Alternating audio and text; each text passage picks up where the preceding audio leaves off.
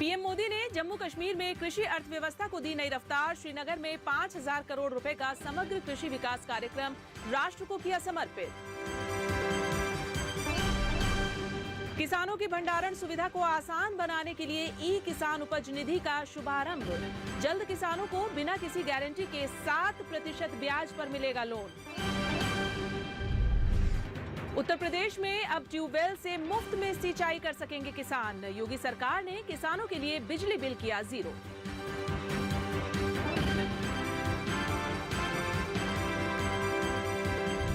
नमस्कार, मैं हूं चेतना त्यागी। हमेशा की तरह आज एक बार फिर हाजिर हूं आपका पसंदीदा शो मंडी.com लेकर। मंडी.com में भारतीय किसानों के लिए जरूरी खबरों के साथ खेती के सिकंदर में शानदार प्रेरक कहानी के अलावा बीते सप्ताह जरूरी कमोडिटीज के भाव भी हम आपको बताएंगे। और सबसे पहले देख लेते हैं कि बीते सप्ताह जरूरी कमोडिटीज के भाव क्या रहे हैं।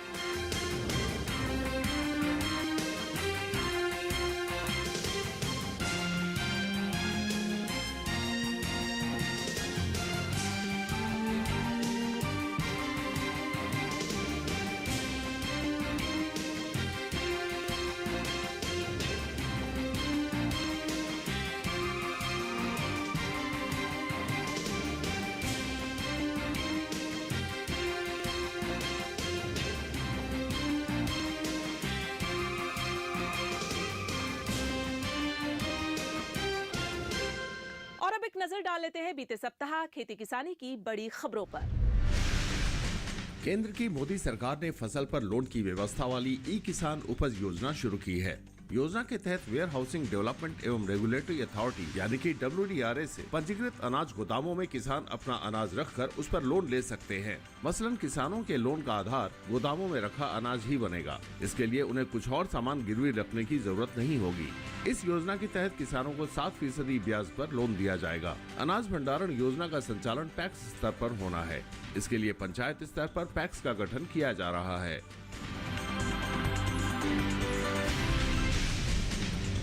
प्रधानमंत्री मोदी ने जम्मू कश्मीर में कृषि अर्थव्यवस्था को नई रफ्तार देने के लिए 5,000 करोड़ का समग्र कृषि विकास कार्यक्रम राज्य को समर्पित किया।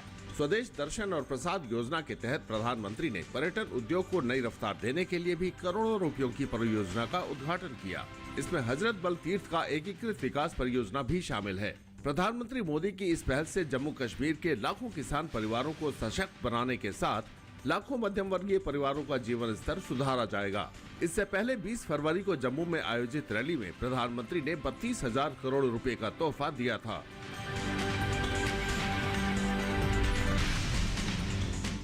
भारत उर्वरक उत्पादन के मामले में आत्मनिर्भरता की ओर बढ़ रहा है। इसके लिए केंद्र सरकार हर संभव कोशिश कर रही है।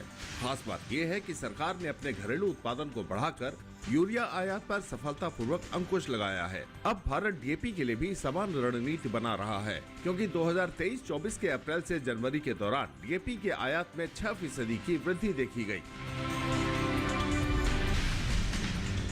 केंद्र सरकार ने ग्रामीण और शहरी क्षेत्र के लोगों की वित्तीय जरूरत पूरी करने के लिए हर कस्बे और शहर में सहकारी बैंक खोलने का लक्ष्य रखा है। सुदूर इलाके में सहकारी बैंकों के जरिए ग्रामीणों और किसानों को क्रेडिट डेबिट कार्ड के साथ ATM सुविधा का लाभ मिलेगा। इसके लिए राष्ट्रीय शहरी सरकारी वित्त और विकास निगम यानी NUCFDC का शुभारंभ किया गया है। ये निकाय रूरल और अर्बन इलाकों के लोगों को वित्तीय सहायता देने के साथ सहकारी बैंकों के सुरक्षा कवच के रूप में भी काम करेगा। उत्तर प्रदेश के किसानों को अब ट्यूबवेल के लिए बिजली इस्तेमाल करने पर बिल नहीं चुकाना पड़ेगा। यूपी कैबिनेट ने किसानों को ट्यूबवेल से सिंचाई के लिए मुफ्त बिजली देने के प्रस्ताव को मंजूरी दे दी है। यूपी की योगी सरकार ने पिछले महीने पेश किए गए बजट में किसानों को मुफ्त सिंचाई के लिए 1100 करोड़ रुपए के बजट की व्यवस्था की थी। और यहाँ वक्त हो गया एक छोटे से ब्रेक का। उसके बाद खेती के सिकंदर में आपको मध्य प्रदेश के सागर जिले में रहने वाले कुछ ऐसे ही किसानों की कहानी दिखाएंगे जिन्होंने संगठन के बदौलत तरक्की के नए रास्ते ढूंढ लिए हैं।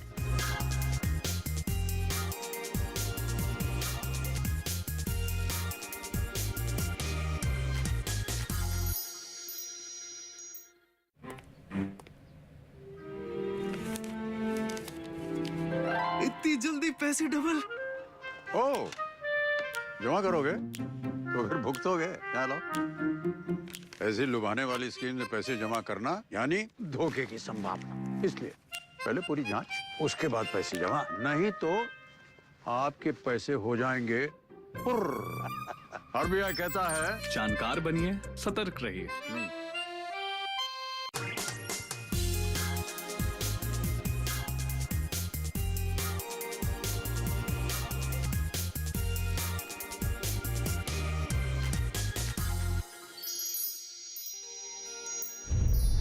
ब्रेक के बाद आप सभी का फिर से स्वागत है मंडी.com में। और अब वक्त हो गया हमारी खास पेशकश खेती के सिकंदर का। खेती के सिकंदर यानी वे लोग जो देश भर में खेती किसानी से जुड़ी व्यवस्थाओं को बेहतर बनाने में जुटे रहते हैं। इस बार हम बात करने जा रहे हैं मध्य प्रदेश के जिला सागर की, जहां कुछ किसानों ने एकजुट होकर एक फार्मर प्रोड्यूसर कंपनी की नींव रखी और खेती किसानी के क्षेत्र में नया मुकाम हासिल करते हुए समृद्धि के स्रोत ढूंढ लिए हैं। देखिए मंडी.com की हमारी ये खास रिपोर्ट।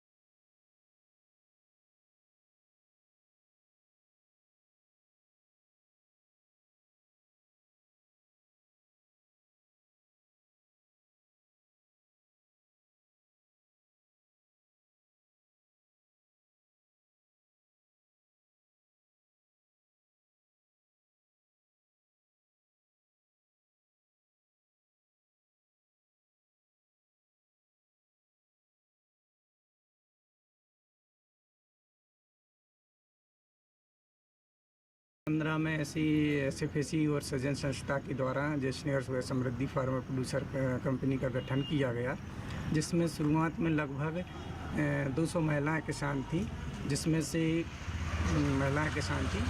ये 5 बोर्ड डायरेक्टर निकल के आए। जो शुरुआत में 5 ही महिलाएं बोर्ड डायरेक्टर थीं, लेकिन थोड़ा सा एफपीओ को सुचारू रूप से चलाने के लिए थोड़ा महिलाएं घर से एकदम से नहीं हो पा रही थी, तो उसमें 2 पुरुष डायरेक्टरों को लिया गया, जिसमें से मैं और नारायण भाई हैं, जो दोनों डायरेक्टरों को लिया गया था। एफपीओ के संचालक जितेंद्र से जब हमने पूरी कहानी पूछी तो उन्होंने बताया कि इस इलाके में मुख्य रूप से गेहूं, सोयाबीन, मक्का, धान, उड़द और चना की खेती होती है, लेकिन अभी की तुलना में पहले इस इलाके में खेती बहुत सीमित थी। हालांकि जब से जैसीनगर तहसील के किसानों ने संगठित होकर फार्मर प्रोड्यूसर कंपनी का गठन किया, तब से इन किसानों के जीवन में बदलाव की आहट आने लगी है। अब तक इस एफपीओ से 35 गांव के 1500 से ज्यादा किसान जुड़ चुके हैं। इनमें महिला सदस्यों की संख्या लगभग 1300 है, जबकि पुरुष किसानों की संख्या भी 200 के पार है। ये लगभग 5000 हेक्टेयर जमीन में खेती करते हैं। अब शुरुआत में 200 से स्टार्ट किया था, तो धीरे धीरे 2016-17 में इसमें 500 किसान हुए। उसके बाद में 18-19 में इसमें लगभग 800 किसान हुए और 2020-21 में इसमें 1000 किसान हुए और अभी वर्तमान में 22-23 में इसमें 1400 किसान शेयरधारक हो गए और लगभग इसमें हम लोग जो एफपीओ का कार्य क्षेत्र है लगभग 35 गांव है और 2000 समथिंग आबादी है, जो व्यक्तियों तक हम लोग पहुंच रहे हैं। मध्य प्रदेश के सागर जिला स्थित जैसीनगर तहसील में फार्मर प्रोड्यूसर कंपनी के शुरू होने से पहले यहाँ के किसानों की काफी मुश्किलें थी। इनकी मुश्किलों के समाधान की कोशिशें भी अलग अलग स्तर पर करने की जरूरत थी। कंपनी बनने के बाद सबसे पहले संगठन ने किसानों को प्रामाणिक बीज, फर्टिलाइजर और उम्दा पेस्टिसाइड मुहैया कराने पर काम करना शुरू किया। इनपुट स्टोर स्थापित करने के बाद किसान कंपनी से जुड़े अधिकारी अच्छे दाम पर किसानों की उपज खरीदने के साथ उनकी दूसरी समस्याओं का समाधान करने में जुट गए। इनपुट जो है हमने 2017 से शॉप शुरू करी थी। 2017 में 16 में तो हमने बस शॉप शुरू नहीं करी थी, लेकिन हमने होलसेल ख़रीद के बेच दिया था उनको। तो फिर हमको कहीं ना कहीं लगा कि हमको शॉप भी शुरू करना चाहिए, क्योंकि ये भी एक फ़ायदेमंद धंधा हो सकता है।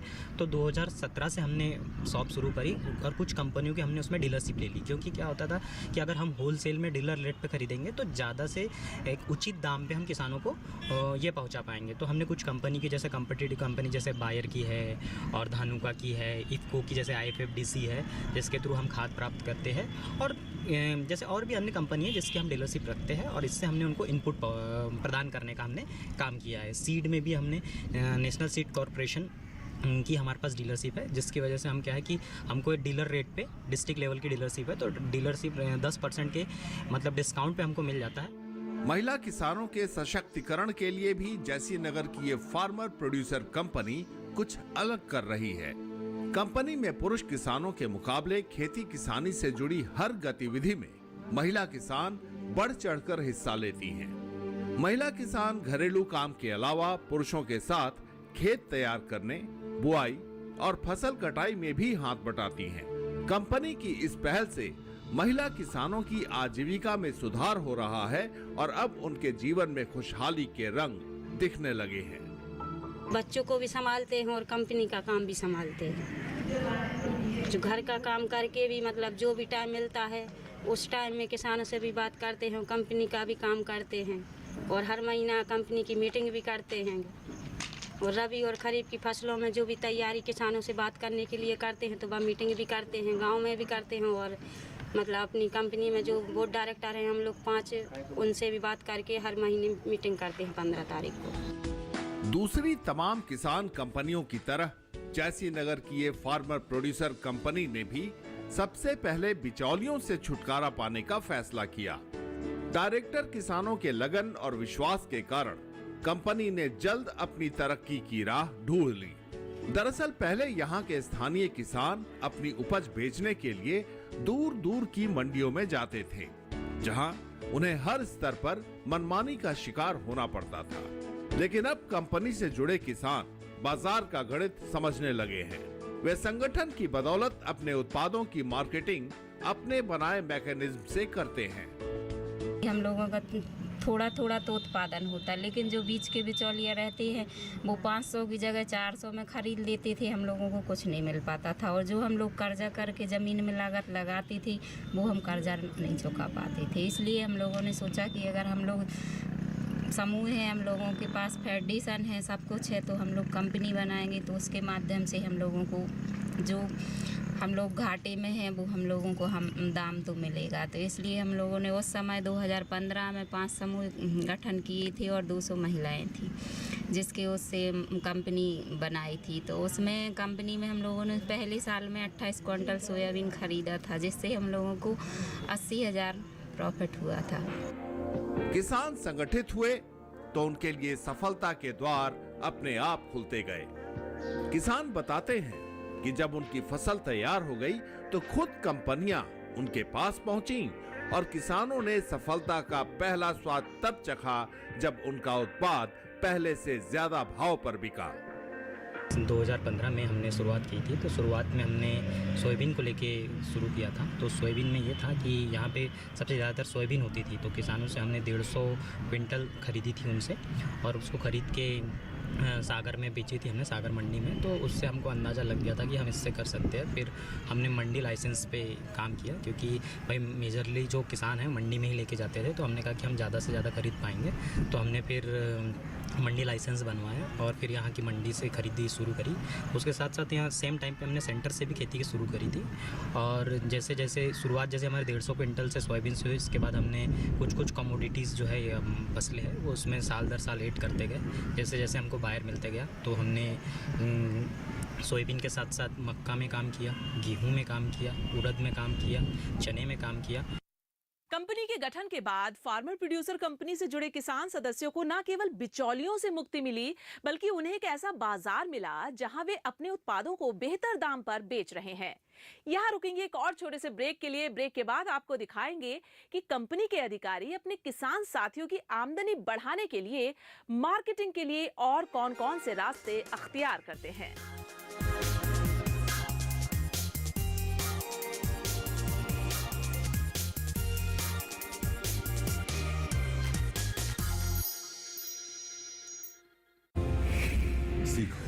भविष्य नए भारत का। मार्केटिंग का काम ये होता है कि उनको जानना होता है कि उनके कंज्यूमर कौन है, वो कंज्यूमर क्या चाहते हैं, उनका एटीट्यूड क्या है, उनका बिहेवियर क्या है, उनके प्रोडक्ट के लिए या उनके लाइफ में नीड गैप क्या है, और उस गैप को फिल करना मार्केटिंग का काम होता है। आने वाले समय में क्या फ्यूचर है मार्केटिंग का? जब तक कंज्यूमर रहेंगे, उनकी नीड्स रहेंगी, तब तक मार्केटिंग फंक्शन रहेगा। तो जो आप काम करें मार्केटिंग में वो इतना अच्छा होना चाहिए कि कंज्यूमर का अटेंशन को रोक के रखे, आपको जो बोलना है वो उसे समझ में आए, उसको उसकी नीड रियलाइज हो और वो जाके उस प्रोडक्ट को खरीदे। तो you know, marketing is evolving, it is getting tougher, but that is the interesting part of it.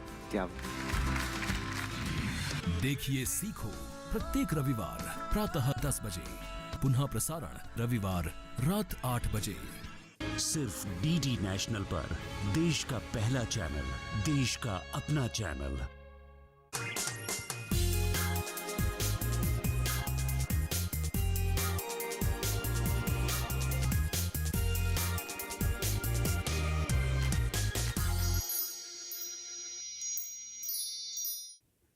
Break के बाद आप सभी का फिर से स्वागत है मंडी.com में। और ब्रेक में जाने से पहले हमने आपको दिखाया कि किस तरह महिलाओं द्वारा संचालित फार्मर प्रोड्यूसर कंपनी से जुड़े किसान सफलता की नई कहानी लिख रहे हैं। अब आइए आगे आपको दिखाते हैं कि कैसे एफपीओ के सदस्य मार्केटिंग के आधुनिक साधनों का इस्तेमाल कर अपनी आमदनी बढ़ा रहे हैं। देश के अधिकांश किसानों की तरह ये किसान भी पहले अनुकूल बाजार न मिलने से पिछड़ रहे थे, लेकिन एफपीओ के अस्तित्व में आने के बाद से इन किसानों का जीवन निखरने लगा है। संगठन बनने से पहले ये किसान अपनी उपज या तो स्थानीय व्यापारियों को बेचते थे या फिर बिचौलियों को। इस बीच कंपनी के अधिकारियों को national commodity and derivative exchange के बारे में पता चला। इसके बाद कंपनी के अधिकारियों ने NCDEX की ट्रेनिंग में हिस्सा लिया। वहां उन्हें पता चला कि बाजार में और भी बहुत से ऐसे तरीके मौजूद हैं जिनसे वो अपनी उपज बेहतर भाव पर बेच सकते हैं। शुरुआती दौर में हम लोग मतलब स्थानीय जो लोकल व्यापारी हैं, मंडी हैं, उस पर हम लोग अपना जो एफपीओ का माल था उसको सेल करते थे। लेकिन हम लोगों को जानकारी मिली कि NCDEX एक ऑनलाइन प्लेटफॉर्म है जहां पर अपने एफपीओ का माल वहां लगा सकते हैं और एक अच्छी रेट में मतलब अपन एफपीओ का माल बेच सकते हैं। तो हम लोग मतलब NCDEX के जो विनीत जी हैं उनसे बातचीत की, तो बोले कि हम आपके ऑफिस आएंगे और वहाँ पर आपको ट्रेनिंग, हर चीज़ की ट्रेनिंग दे देंगे, कैसे आपको लगाना है, मतलब ऑनलाइन बुक करना है, कब डिलीवरी देना है, कितना क्या करना है। तो वो यहाँ आके उन्होंने ट्रेनिंग दी और उसके बाद हम लोगों ने NCDEX के माध्यम से अपना जो सोयाबीन था उसको हम लोगों ने ऑनलाइन बेचना स्टार्ट किया। तो उससे हम मैंने एफपीओ को भी ज़्यादा फायदा हुआ और हमारे किसानों को भी ज़्यादा फायदा हुआ। कंपनी की कमाई की बात करें तो पहले साल सोयाबीन की ट्रेडिंग कर 2019-20 में कंपनी का टर्नओवर लगभग 1 करोड़ था। इसके बाद कंपनी ने 2 कमोडिटी चना और गेहूं को ट्रेडिंग में शामिल किया और वित्त वर्ष 2020-21 में 2 करोड़ 83 लाख का टर्नओवर किया। वित्तीय वर्ष 2022-23 में कंपनी लगभग 4 करोड़ रुपए का कारोबार कर चुकी है। खरीद बिक्री में मैं पिछले 4 साल का आपको बताना चाहूँगा। 4 साल में हम 19-20 में हमने लगभग 85 लाख रुपए का हमने धंधा किया और उसमें हमारा जो नेट प्रॉफिट था या शुद्ध, जिसकी मैं बात करूँ शुद्ध लाभ की, तो 5.5 लाख रुपए था। फिर हम 19-20 के बाद 20-21 की बात करें तो हमने लगभग 99 लाख रुपए का हमने धंधा किया और उसमें हमारा जो ये आया तो वो लगभग हमारा 7 लाख रुपए का हमारा ये आया। फिर हम 20-21 की मैं बात करूं तो 20-21 में हमने 2 करोड़ 83 लाख रुपए का हमने टोटल टर्नओवर रहा हमारी कंपनी का। उसमें हमारा लगभग 9 लाख रुपए तक का हमारा शुद्ध मुनाफा हुआ। और उसके बाद हम अभी पिछले साल के मैं 22-23 की बात करूं तो 22-23 में हमने 3 करोड़ 75 लाख रुपए का हमने धंधा किया है, जिसमें हमने 13 लाख रुपए का हमारा शुद्ध हमारा फ़ायदा हुआ है। कंपनी अपने सदस्य किसानों के लिए खेती से जुड़ी सुविधाएं उपलब्ध कराकर उन कमियों को दूर करने की कोशिश कर रही है जिनकी वजह से किसान गुणवत्तापूर्ण उत्पादन का सही तरीके से मार्केटिंग नहीं कर पाते थे।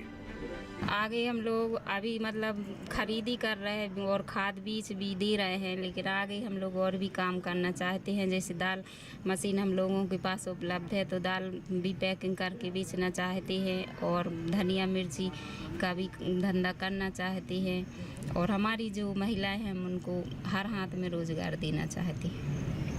पहले से ज्यादा आमदनी के लिए उपज की क्लीनिंग ग्रेडिंग की बात हो या फिर उत्पाद को मार्केट में बेचना, अपने अनुभव से एफपीओ का उत्साह खूब बढ़ा है। अब कंपनी स्थानीय स्वयं सहायता समूह से जुड़कर परंपरागत खेती के साथ साथ खेती किसानी से जुड़े नए आयाम से रूबरू हो रही है, जिससे आने वाले दिनों में उसके सदस्यों का जीवन और बेहतर हो। अभी जो एफपीओ है वो परंपरागत खेती जो है हमारी कृषि परिस्थिति के अनुसार जो खेती होती है उस पे काम कर रहा है। उनने कुछ ऐसे अपने प्लॉट रखे हैं जिन पे वो काम कर रहे हैं। कुल 100 से 150 प्लॉट रखे हैं जो 10 डिसमिल एरिया के हैं, जिसमें वो जैविक खेती या कहें वातावरण अनुकूल खेती जो है उस पे कार्य कर रहा है। एफपीओ द्वारा एक नया इनिशिएटिव है कि वो इस पे काम करें। अगर उन्हें सफलता मिलती है तो आगे वो इसको 1 एकड़ तक ले जाने की उनकी कोशिश है। इसमें दो राय नहीं कि जैसी नगर सोया समृद्धि फार्मर प्रोड्यूसर कंपनी से जुड़े सदस्य किसानों ने एक ऐसा मॉडल पेश किया है जो भारतीय किसानों के लिए नजीर बन सकता है। स्थापना के शुरुआती दिनों से ही कंपनी पर स्थानीय किसानों के बीच खूब भरोसा बना। किसान लगातार जुड़ते गए, जिसका नतीजा ये है कि आज कंपनी के पास कई तरह की आधुनिक सुविधाएं हैं। कंपनी खड़ी की थी, इसके पहले शुरुआत में धीरे धीरे करके ज़मीन खरीदी और अपने पास 1.5 एकड़ अपनी खुद की भूमि है और ये प्लॉट है जो अपन ने खरीदा और ये बिल्डिंग भी अपन ने खड़ी की। और इसमें ये मशीन है ना, दाल की मशीन है, ग्रेडर मशीन है और दुकान है, वो सब मतलब कंपनी की है। मध्य प्रदेश स्थित जैसी नगर तहसील के इन किसानों ने स्थानीय बाजार से लेकर ऑनलाइन प्लेटफॉर्म जैसे आधुनिक साधनों का इस्तेमाल कर जिस तरह अपनी आर्थिक हालत दुरुस्त की है, वो देश के बाकी हिस्से के किसानों के लिए प्रेरणा का स्रोत बन सकता है। मंडी.com के लिए मध्य प्रदेश के सागर से अनिल वत्स के साथ किशन भारद्वाज। मंडी.com में आज बस इतना ही। अगले सप्ताह में फिर आऊंगी किसानों को प्रेरणा देने वाली सफलता की एक कहानी और दूसरी जरूरी खबरें लेकर। तब तक के लिए नमस्कार और आप देखते रहिए दूरदर्शन किसान। आपकी राय हमारे लिए बहुत महत्वपूर्ण है। आप हमारे टोल फ्री नंबर पर कॉल कर सकते हैं और अपनी राय दे सकते हैं। साथ ही आप ईमेल के जरिए भी हमें अपनी राय दे सकते हैं। हमारा ईमेल पता है ncdexmandi@gmail.com।